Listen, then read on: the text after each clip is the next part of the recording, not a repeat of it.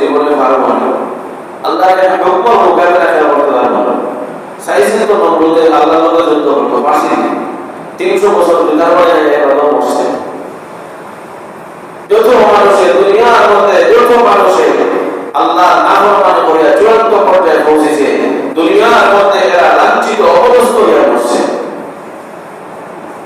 আর এমন একটা ঘোষণা আল্লাহ তাআলা করলেন যে ফাযানু বিহারবিন মিনাল্লাহি ওয়া রাসূলিহি, সুদ ছাড়া আল্লাহ আর রাসূলের সঙ্গে তোমরা যুদ্ধ ঘোষণা। এজন্য এত মারাত্মক ঘোষণা সুদের ব্যাপারে, সুদ খায় না, এর একটা সংজ্ঞা, সাধারণ একটা সংজ্ঞা। এই হাদিস আছে বুখারী শরীফের 2312 নম্বর হাদিসের মধ্যে। হযরত বিলাল রাদিয়াল্লাহু তাআলা আনহু একদিন আল্লাহ রাসূল সাল্লাল্লাহু আলাইহি ওয়াসাল্লামের সামনে কিছু উত্তম খাজুর নিয়ে উপস্থিত হয়েছেন। আমার কথা বলা হয় খেয়াল বানা হয় বুঝতে নাই। হাদিস বুখারী শরীফের হাদিস 2312 নম্বর হাদিস। হযরত বিলাল রাদিয়াল্লাহু তাআলা আনহু নবীজির সামনে উত্তম কিছু খাজুর নিয়ে উপস্থিত হয়েছেন। হযরত বিলাল রাদিয়াল্লাহু তাআলা আনহু নবীজি জিজ্ঞাসা করলেন, বিলাল, এত উত্তম খাজুর তুমি কই পেলা? তখন তাই ফরমায় যে আমার কাছে নিম্নস্তরের খাজুর ছিল 2 কেজি। আমার কাছে নিম্নস্তরের খাজুর ছিল 2 কেজি। আমি আরবজনের কাছে 2 কেজি খাজুর বদলা দিয়ে তার কাছ থেকে বালা 1 কেজি খাজুর আনছি। কিতা জবাব দিছেন? আমার কথা বুঝলেন না? গ্রাম্য যে শোধ বুঝবা, এই হাদিস না বলতে পরে আমাদের আমরা অভিযোগ করবা যে কিতা কইলা। আমরা কিছু মানুষ ব্যাংকিং সুদের মধ্যে জড়িত, কিছু মানুষ ব্যাংক সুদের মধ্যে জড়িত। যে সুদ আমরা খাইলাম না এরকম না, অনেকে সুদ খাইলাম কিন্তু কিতা খাইলাম বুঝলাম না, কিন্তু সুদ খাইলাম কিন্তু বুঝলাম না। অনেকে সুদ সম্পর্কে বুঝেও না, জানেও না। হযরত বিলাল রাদিয়াল্লাহু তাআলা জবাবের মধ্যে ফরমায়, আমার কাছে ছিল নিম্নস্তরের 2 কেজি খাজুর, অমুকের কাছে ছিল উন্নত 1 কেজি খাজুর। তার কাছ থেকে আমার 2 কেজি খাজুর দিয়া তার কাছ থেকে উন্নত 1 কেজি খাজুর আনছি। আল্লাহ রাসূল ফরমায়, তুমি সুদের খাবার করছো। কেতা বসে বুঝুন লেখা আমরা দেশে, আমি একটা আগে উদাহরণ দিয়ে বুঝাই। আমরা দেশে দেখবো সুদ, মনে করেন একজন মানুষের দান দিতে আরো করার কাছ থেকে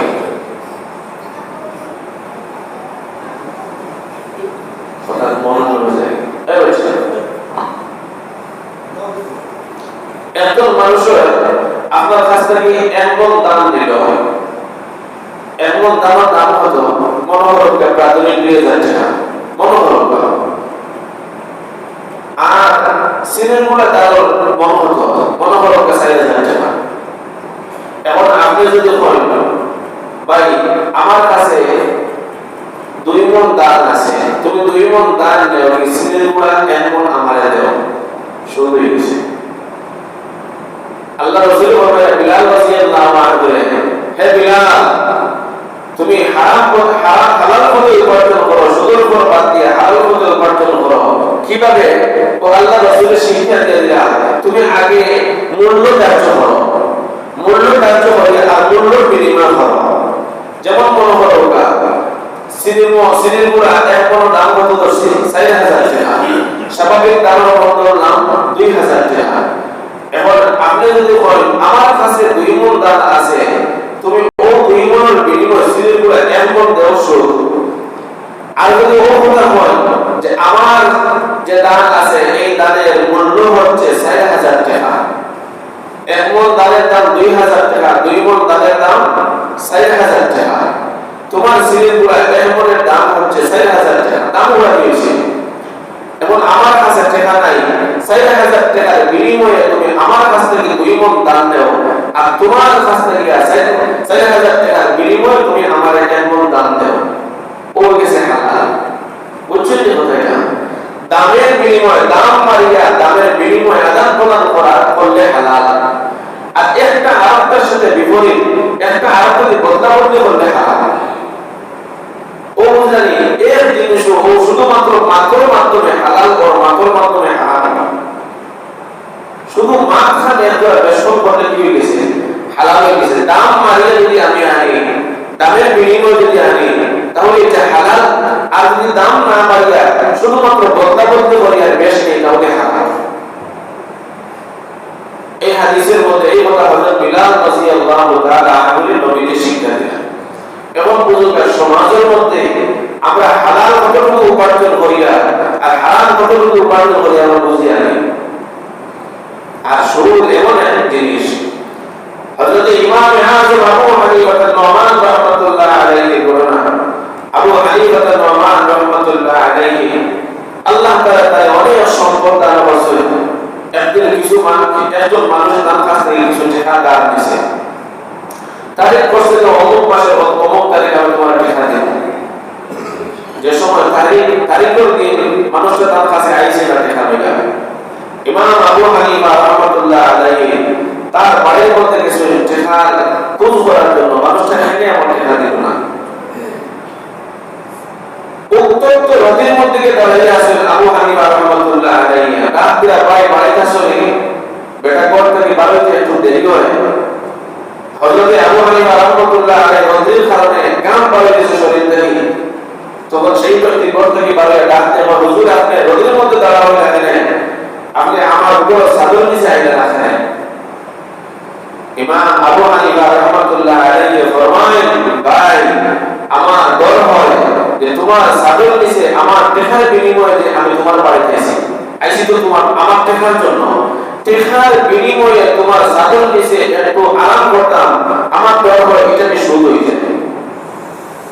বুঝছেন কি বিষয়টা? টাকার বিনিময়ে একটু বেশি নেওয়া, একটু আরাম নেওয়া। আজকাল আমরা দেখা যায় যদি আমি একজনকে দাঁড় দিয়ে থাকি, তাহলে তারে বাজারও পারে তার কাছ থেকে দূর করে কিছু খাই, আমি কিছু মানতে পারতো না। আর আমি তোর কাছে টাকা পাইতাম, তাহলে কত টাকা দিতে পারতো না চা খাওয়া, কিনা খাইছো শুধু খাইছো। ইমাম আবু হানিফা রাহমাতুল্লাহ আলাইহি ফরমায়, আমার ডর হয়ে যায় তোমার চাদর নিচে যে আমি একটু আরাম নিতাম, এই আরামটা কি আমার জন্য সুদ হয়ে যায়, কারণ টাকার বিনিময় হয়ে যায়। আমি তো টাকার জন্য তোমার বাড়ি গেছি, তাই এত বেশি সুদ তো হয় না। কেন এটা আল্লাহ রাসূলের হাদিস। আল্লাহ রাসূল ফরমায়েন, عن عبد الله بن حنظلة رضي الله تعالى عنه غسيل الملائكة قال قال رسول الله صلى الله عليه وسلم درهم ربا يأكله الرجل وهو يعلم أشد من 36 ذنيا। আল্লাহ রাসূল মুহাম্মদ সাল্লাল্লাহু আলাইহি ওয়াসাল্লাম ফরমায়েন, কোন মানুষ যদি এক দিরহাম পরিমাণ সুদ খায় আর খাওয়ার সময় জানে যে আমি সুদ খাই না, এমন অবস্থায় যদি এক দিরহাম পরিমাণ সুদ খায়, তাহলে আল্লাহ রাসূল ফরমায়েন এই এক দিরহাম পরিমাণ সুদের বিনিময়ে যেমন আশাদ্দু মিন 36 জিনিয়া 33 বার জিনা করার চেয়ে মারাত্মক গুনাহ করছে। এক দিরহাম পরিমাণ সুদ খাইলে আজ সমাজের মধ্যে ঘুষখোর সুদখোর যত মানুষ আছে, এর সম্মান আর মর্যাদা বেশি, কারণ এর লড়াইয়ে মানুষের মানছে না। আর যদি কোনো জিনা করতে পাওয়া যায়, তাহলে তার গলার মধ্যে জুতার মালা দিয়ে রাস্তাঘাটে চটপট দিয়ে মনে করে কি সমাজের মধ্যে সবচেয়ে নিকৃষ্ট মানুষকে জিনার কাজ করছে। কিন্তু এর চেয়ে যে আরো নিকৃষ্ট মানুষ সুদখোর ঘুষখোর মানুষ, এটা আমরা কল্পনা করি না। আল্লাহ রাসূলের হাদিস ইবনে মাজাহ শরীফের সহিহ বর্ণনা অনুযায়ী, ইবনে মাজাহ শরীফের মধ্যে হাদিস আল্লাহ রাসূল ফরমান, ইবনে মাজাহ শরীফের 574 নম্বর হাদিস, قال قال رسول الله صلى الله عليه وسلم الربا 70 جزءا ايسرها ان ينكح الرجل امه। এত কঠিন হাদিস, যে হাদিসের তর্জমা আমার মতো মানুষের ভাষা দিয়ে প্রকাশ কিভাবে হবে? আল্লাহ রাসূল ফরমায়েন সুদের 70টা শাখা প্রশাখা আছে, তার মধ্যে সবচেয়ে পাতলা সবচেয়ে নিম্ন শাখা হচ্ছে মায়ের সাথে জিনা। আজ যদি আমরা এটা বুঝতাম, যদি কোনো মানুষের স্বাভাবিক একজন মানুষের কোনো জিনার কাম করে, তাহলে আমরা তার নিকৃষ্ট চোখে দেখি। আর যে মানুষের সুদ খায়, সুদের মধ্যে তার সারা জীবন কাটা, সুদের আদান প্রদান লেনদেন করে, তারে আমরা মনে করি যে হ্যাঁ খুব সম্মানী মানুষ, খুব চালাক মানুষ। বরঞ্চ সুদখোর দুনিয়ার মধ্যে সবচেয়ে নিকৃষ্ট মানুষ, পরীক্ষিত একটা আমল আমরা দেখছি, পরীক্ষিত আমল। কোন গরুর গোলা বা গরু ছাগল জীবজন্তু যত প্রাণী আছে, জীবজন্তুর গার মধ্যে কোন সময় বেমারের কারণে ফুকা দিলে, এরকম কোন ফুকাওয়ালা জীবজন্তুর গোলার মধ্যে যদি 4 জন সুদখোর অথবা 3 জন সুদখোর নাম লিখে ঢোকাইয়া দেওয়া হয়, তাহলে এই গরু সুস্থ হয়ে যায়। পরীক্ষিত ফুকরও যায়নি, খেতে যায় না। সুদখোরের নাম একটা ফুকায় সহ্য করে না, নিকৃষ্ট প্রাণীও সহ্য করে না। এত নিম্ন স্তরের মানুষ হচ্ছে সুদখোর যারা। আল্লাহ রাসূল সাল্লাল্লাহু আলাইহি ওয়াসাল্লাম ফরমায়েন, সেই হাদিস বুখারী শরীফের হাদিস, বুখারী শরীফের 2085 নম্বর হাদিসের মধ্যে আছে, আল্লাহ রাসূল সাল্লাল্লাহু আলাইহি ওয়াসাল্লাম ফরমায়েন, আমারে দুইজনে লইয়া না খাবের মাধ্যমে দেখা, খাবের যে মেয়েরা যখন বসে আমারে দুইজনে লইয়া গেলা।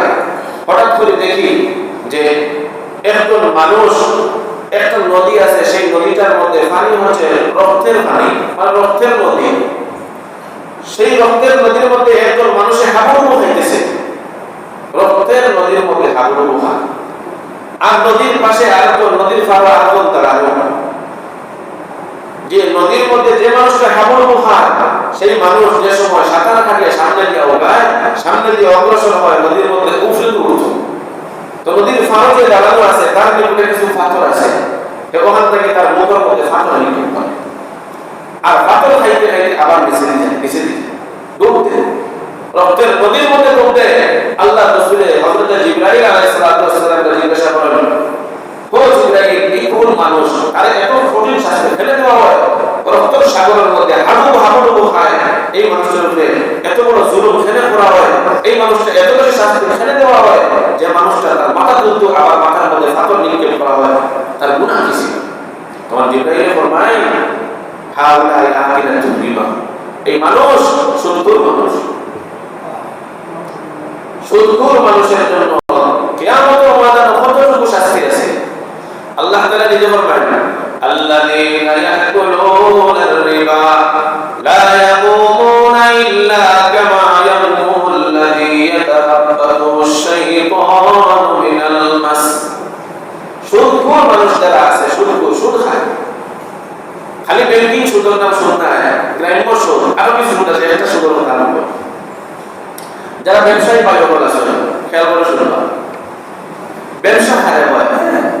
ব্যবসা হচ্ছে একজনে আরেকজনের সাথে মনের সন্তুষ্টিতে আদান প্রদান করার নাম হচ্ছে ব্যবসা। একজন আরেকজনের সাথে মনের সন্তুষ্টিতে আদান প্রদান করার নাম হচ্ছে কি? ব্যবসা। এবং মনে করো আমি একজন কাছে দোকানে গেলাম, মনে করো একটা উদাহরণ, আমার একটা জিনিস কেনার মতো চাইলাম, দোকানদারে যদি আমার ব্যাগের মধ্যে একটা পরিবর্তে 2টা ঢুকিয়ে দেয় আর 2টার দাম চায়, ব্যবসা হচ্ছে না, এটা জুলুম করছে। আমি চাইছি একটা, 2টা ফেলে দিল। কিছু মানুষ জুড়ে কিছু পেশা, জুড়ে পেশা, যে আমার কাছে 2টা নেয়, একটা দেখেন 2টা নেয়, ব্যাগের জুড়ে ঢুকিয়ে দেয়, এটার নাম হচ্ছে জুলুম। আর সুদ কোন পর্যায়ে হয়? মনে করেন একজন মানুষের কাছে, একজন দোকানদারের কাছে একজন মানুষকে কিছু পণ্য কিনতে চাইছে, এমন অবস্থায় একজন মানুষের 100 টাকার নোট বার করে দিয়েছে, তার খরচ কিন্তু কিনছে 98 টাকা। এখন ফাইতো কত? 2 টাকা। ফাইতো কত? 2 টাকা। অনেক দোকানদার এরকম দেখা যায় যে এই 2 টাকা না দিয়া 2 টাকার বাংতি না দিয়া তার দোকান থেকে চকলেট উঠে দিয়ে দেবো। তোমার চকলেট উঠে নেওয়া আগে বুঝবা পারা, ব্যবসা খান না, একজনের আরেকজনের কাছে মনের সন্তুষ্টিতে আদান প্রদান করার নাম হচ্ছে ব্যবসা। এখন আমি যে সময় 2 টাকা দিতে পারলাম না, টাকার কারণে তারা বললাম 2টা চকলেট তুমি নেও, এই 2টার দাম কত? 10। 2 টাকা 10 না, দোকানদারের 10 2 টাকা, কিন্তু কেনার সময় কত দিয়ে কিনছো? কেনার সময় এই 2টা তুমি কিনছো 1 টাকা। কথা বলছেন এই না, আর কেনার সময় তো কম দামে কিনা হয়, কেনার সময় তুমি কিনছো 1 টাকা দিয়ে, আর বেচার সময় বেচো 2 টাকা। হ্যাঁ, ব্যবসা হইলে তো হালাল, কিন্তু এই সময় এটা ব্যবসা নয়। আপনি যে 2 টাকার বিনিময় দিলেন, এটা আপনার ব্যবসা করতে না, আপনার কাছে বাংলা না থাকার কারণে এটা করতে। তাহলে 2 টাকার চকলেট দিয়ে বেঁধে যায় না। এই সময় আপনি আপনার ব্যবসার হিসাব দিয়ে তাহলে এই 2 টাকা ঋণ পরিশোধ করলে হয়তো না,